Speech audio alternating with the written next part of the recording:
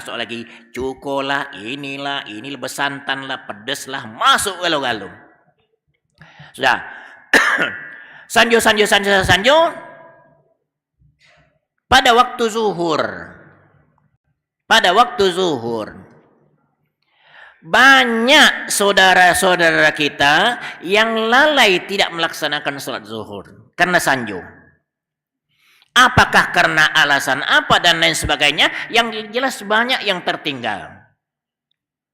Kalau saya amati lagi, yang banyak tidak melaksanakan sholat ini adalah kaum wanita.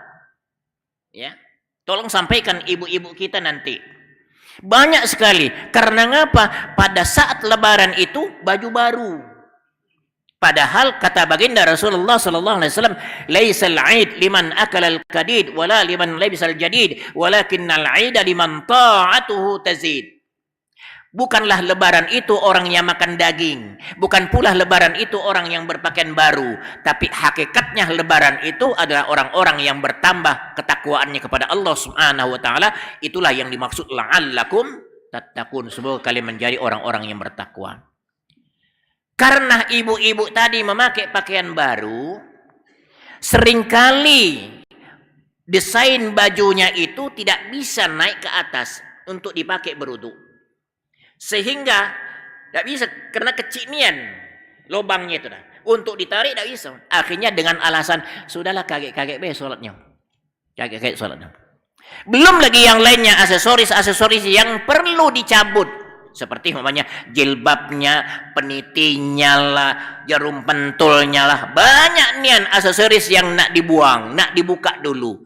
Panjang sekali. Akhirnya apa yang terjadi? Tidak sholat, kaget be. Waktu asar datang lagi, lewat lagi, sampai maghrib di rumah. Kecapean. Akhirnya ketiduran. Subuh kesiangan. Zuhur, asar, maghrib, isya, subuh, lewat semuanya. Makanya, apa yang dikatakan oleh Rasulullah? Man tarakas salata muta'ammidan, faqad kafara jihara. Siapa yang meninggalkan sholat dengan sengaja, maka kufurlah ia. Ternyata apa yang dikatakan oleh iblis tadi, ashghiluhum bil malazat, sibukkan dengan kesenangan-kesenangan. Itulah yang kita survei. Ternyata banyak saudara-saudara kita dengan sibuknya berlebaran akhirnya lupa, tidak lagi mengerjakan perintah-perintah Allah Subhanahu wa taala. Benar kata iblis, hari ini umat Nabi Muhammad mendapatkan pengampunan dan hari ini juga mendapatkan murka dari Allah Subhanahu wa taala. Tolong, walaupun ini hadis dhaif, tapi layak kita sampaikan kepada masyarakat kita, layak kita sampaikan kepada keluarga kita, layak kita sampaikan kepada anak-anak kita. Jangan sampai dengan hari lebaran ini kita tergoda dengan iblis laknatullahi alaih. Nauzubillahi min zalim. Itu kira-kira tambahan mukaddimah untuk menghadapi lebaran. Jamaah sekalian yang saya hormati yang demikian Allah Subhanahu wa taala. Kita lanjut ke kajian kita masalah puasa, ya. Kemarin kita masih berlanjut. Kemarin kita membahas masalah sakit apa dan perjalanan apa yang diperbolehkan untuk kita tidak melaksanakan puasa. Kita lihat teksnya di sini di dalam kitabnya. Wa amma as-safarul mubihu lil iftari faqad ikhtalafa al-fuqaha fi ba'di ittifaqihim ala annahu la budda an yakuna safaran tawilan.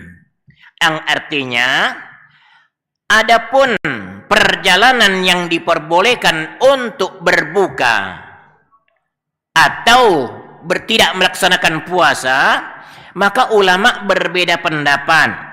Setelah mereka sepakat mengatakan yang diperbolehkan, perjalanan yang diperbolehkan untuk tidak berpuasa adalah perjalanan jauh. Yang menjadi permasalahan jauhnya seberapa, ya? Jauhnya seberapa yang menjadi perselisihan di kalangan para ulama-ulama kita. Yang jelas diperbolehkan orang tidak melaksanakan puasa bagi orang yang melaksanakan perjalanan. Hanya perjalanan yang cak mano yang diperbolehkan untuk berbuka.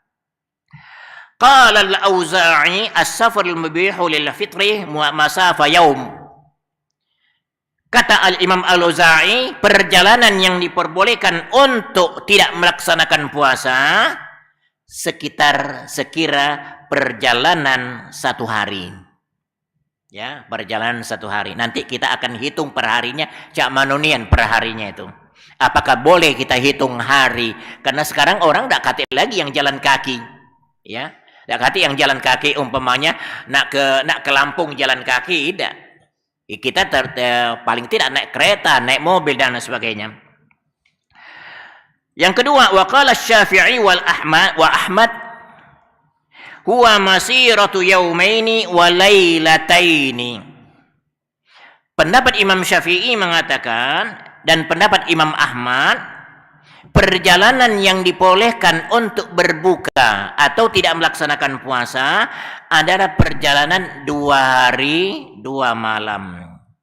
Wa yuqaddaru bi 16 farsakhan, yang dikira-kira kalau dihitung jaraknya itu adalah 16 farsakh. Nanti akan kita hitung nanti berapa satu farsakh itu berapa kilometer kira-kira jaraknya. Kemudian yang ketiga, waqala Abu Hanifah wa Tsauri. Pendapat Imam Abu Hanifah dan Ats-Tsauri, orang yang diperbolehkan untuk berbuka tidak melaksanakan puasa di dalam perjalanannya masirata salasati ayyamin bilayaliha, yaitu perjalanan sekira-kira 3 hari dan 3 malam. Wa yuqaddaru bi 24 farsakhan, kira-kira 24 farsakh, ya. Kemudian Hujjatul Auza'i, dalilnya Auza'i mengatakan perjalanan yang diperbolehkan tidak melaksanakan puasa itu, artinya berbuka, itu perjalanan 1 hari. Apa kata hujjahnya Al-Auza'i?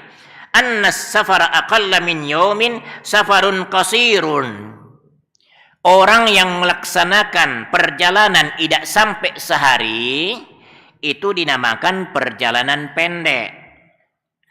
Ya, faqad yattafiqu lil muqim, kemudian sama dengan orang-orang yang mukim, hampir sama dengan orang yang menetap di kampung.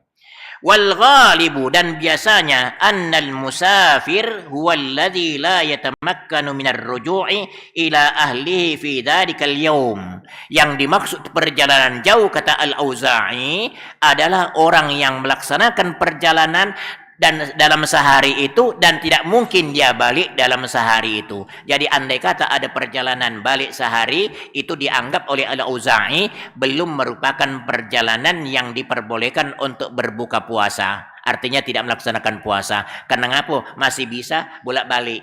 Ya, seperti umpamanya kita dari sini ke Ndalayo, kemudian mungkin dari sini ke Prabomuli, mungkin masih bisa. Nah, sebelum kita sampai ke pembahasan hari ini, ulama sekarang ini tidak memperhatikan lagi hitungan hari. Pada umumnya ulama kita sekarang ini tidak lagi memperhatikan hitungan hari, tapi yang dipakai adalah hitungan kilo, hitungan kilometer, hitungan jarak. Berapa jaraknya? Karena pada ulama sekarang berpendapat kalau hitungan hari, yang jelas sekarang orang tidak ada lagi yang berjalan yang namanya perjalanan hari. Ya, bisa jadi orang berjalan 1 hari itu bisa saja umpamanya 50 kilo dia jarak perjalanannya dalam 1 hari. Ya, kalau umpamanya berapa kira-kira orang jalan normalnya itu dalam 1 jam dapat 3 kilo. Kira-kira 3 kilo 3 kilo 1 jam, berarti kalau 10 jam baru 30 kilo. Jadi kalau umpamanya 50 kilo perjalanannya, 50 kilo perjalanan, berarti sudah lebih 1 hari perjalanannya. Berarti kalau kurang daripada 50 kilo, berarti seakan-akan kita mengatakan belum boleh untuk mengqashar, belum boleh untuk berbuka, tidak melaksanakan puasa. Tapi sekali lagi, ulama sekarang tidak lagi memakai hitungan hari. Yang dipakai adalah hitungan kilo, hitungan jarak. Ya. Di sini ada hujjah dari Imam Syafi'i, nanti akan ada hitungan kilonya, hitungan jaraknya. Hujjatus Syafi'i wa Ahmad awalan anna as-safar asy-syar'i huwa alladhi tuqsar fihi as-shalah.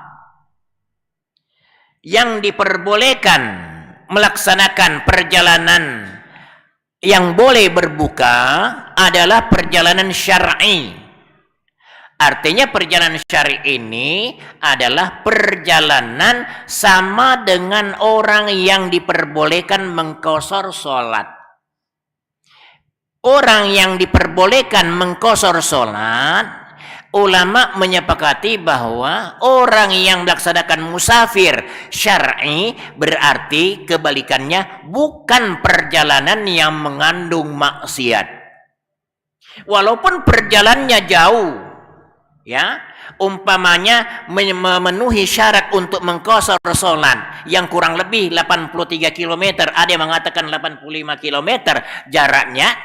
Tapi kalau niat perjalanannya ini sudah menempuh perjalanan umpamanya 100 kilo atau 150 km jarak perjalanannya. Tapi niat perjalanan tersebut bukan syar'i. Perjalanannya itu adalah untuk berbuat maksiat. Umpamanya, na'udzubillah, jangan sampai terjadi. Ada orang ingin melaksanakan perjalanan jauh. Tapi niatnya itu untuk menculik gitu nah. Untuk menculik atau untuk ngerampok ibaratnya atau untuk begal dan lain sebagainya. Maka yang demikian ini sepakat ulama mengatakan orang ini tidak diperbolehkan, tidak diizinkan untuk mengqashar salatnya, begitu juga tidak diperbolehkan tidak memenuhi syarat untuk melaksanakan berbuka puasa di dalam perjalanannya. Tapi secara logika, kalau memang wataknya sudah demikian, untuk pergi menculik, untuk ngiring rampok, untuk membegal, kira-kira puasa udah kira-kira. Puasa udah kira-kira. Jadi, tapi ini hukum ya, ini hukum harus kita sampaikan. Yang jelas tidak diperbolehkan kalau perjalanan tersebut bukan perjalanan syar'i. Yang kedua, ma ruwiya 'an Nabi sallallahu alaihi wasallam annahu qala ya ahla Makkah la taqsuru min ahlin la taqsuru fi adna min arba'ati burdin min Makkah ila Asfan. Kata baginda Rasulullah sallallahu alaihi wasallam di dalam riwayat ini mengatakan, ya ahla Makkah, hai penduduk Makkah, janganlah kamu mengqashar salat. Karena di perjalanan syar'i tadi hampir sama diibaratkan dengan orang yang jarak yang diperbolehkan untuk mengqashar salat dengan orang yang berbuka puasa, artinya tidak melaksanakan puasa. Nah, di sini hadis Rasulullah sallallahu alaihi wasallam mengatakan, hai penduduk Mekah, janganlah kamu mengqashar salat kurang daripada 4 burd, ya, 4 burd dari Mekah ila Asfan, sampai ke Asfan, dalam kota Asfan. Di sini ada catatan saya setelah saya hitung-hitung, 1 burd itu 4 farsah. Ya, ada catatan saya di sini. 1 burd 4 farsah. Kalau hadisnya Nabi mengatakan, ya ahla Makkah la taqsuru fi adna min arba'ati burdin, janganlah kau mengqashar salat kurang daripada 4 burd, ya. 4 burd, ya, jadi sama dengan 16 farsah. 1 farsah itu hitungan kilonya itu kan meterannya 5.541 meter. Jadi kurang lebih 5,5 kilo 1 farsah, ya. Jadi kalau 4 farsah, ya, 4 farsah, boleh jadi kita mengatakan 16 farsah kali 5.541 meter kurang lebih 88.656 kilometer. Berarti 88 kilometer, ya. 88 kilo, taruhlah 89 kilo. Makanya ulama kita berbeda pendapat, ada yang mengatakan 83, ada yang mengatakan 85, ada yang mengatakan 89, ada yang mengatakan 90 kilo. Itu pendapat ulama. Ya, yang begini ini kita tidak pacak memastikan